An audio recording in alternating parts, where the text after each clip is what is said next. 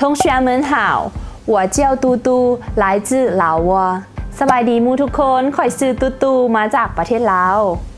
希望大家多多关注我ขอฝากเนื้อฝากตัวกับทุกคนในเด้อ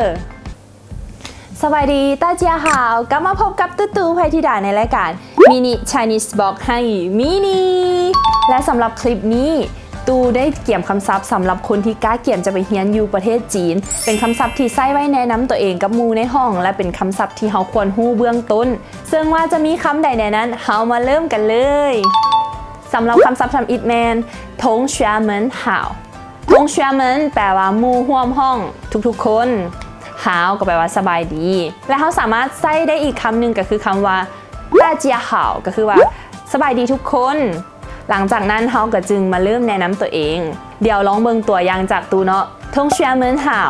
我叫嘟嘟来自老挝同学们好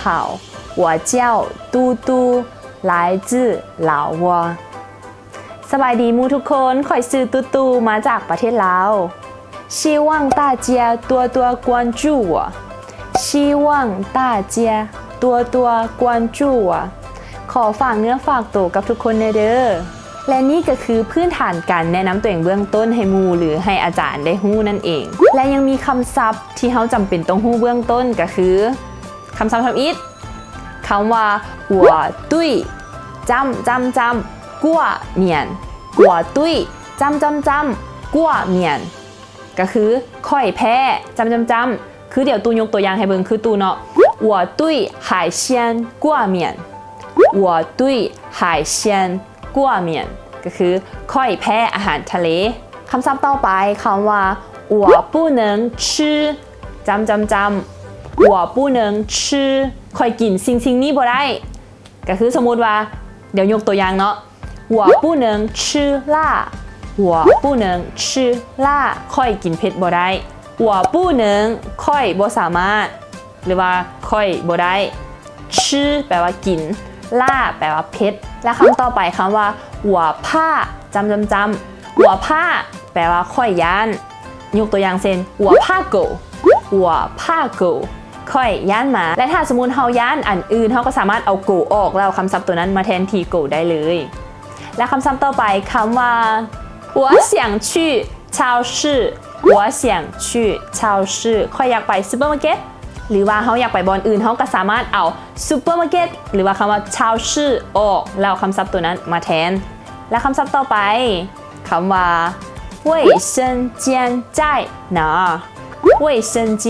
在哪แปลว่าห้องน้ำอยู่ไสและถ้าเขาอยากถามบอนอื่นเขาก็สามารถเอาคำว่า卫生间ออกและเอาคำศัพท์อื่นมาแทนใส่สมมุติว่า学校在哪学校在哪แปลว่าโรงเรียนอยู่ไสและนี่ก็คือการแนะนำตัวเองเบื้องต้นสำหรับคนที่เกียมตัวไปเรียนอยู่ที่ประเทศจีนและมีคำศัพท์บางอันที่มันจำเป็นต้องใช้ที่ตูนำมาฝากทุกคนในมื้อนี้หวังว่าจะเป็นประโยชน์ให้กับหลายๆคนเนาะและถ้าติดตามกันเบิ่งนะว่าคลิปต่อไปตูจะเอาคำศัพท์ตัวใดหรือยกสถานการณ์ตัวใดขึ้นมาและอย่าลืมเข้าไปกดไลค์กดแชร์เพจ Mini Chinese Box ให้ตูเนเดอร์เพื่อเป็นกำลังใจน้อยๆให้กับตูและกับทีมงานและลืมบ่ได้เลยกับอีกช่องทางหนึ่งของการติดตามพวกเราเนาะนั่นก็คือช่องทาง YouTube ซึ่งเขาสามารถพิมพ์เข้าไปได้ว่าที่8 Channel เราในหันนอกจากจะมีรายการ Mini Chinese Box แล้วก็ยังมีอีกหลากหลายรายการทุกคนสามารถเข้าไปติดตามได้เด้ออย่าลืมเข้าไปกดไลค์กด Subscribe แล้วก็กดกระดิ่งให้เฮาในเด้อแล้วพบกันใหม่คลิปหน้าบ๊ายบาย